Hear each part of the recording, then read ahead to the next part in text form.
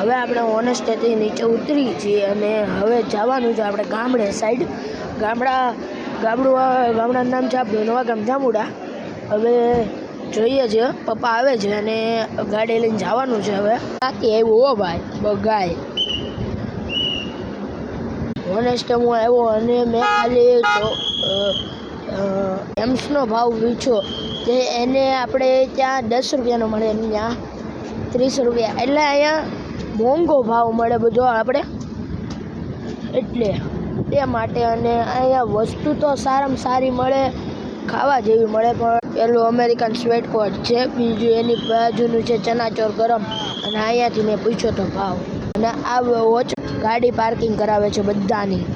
અને હવે આગળ આપણે જઈશું તેમ કહેતો જઈશ હું.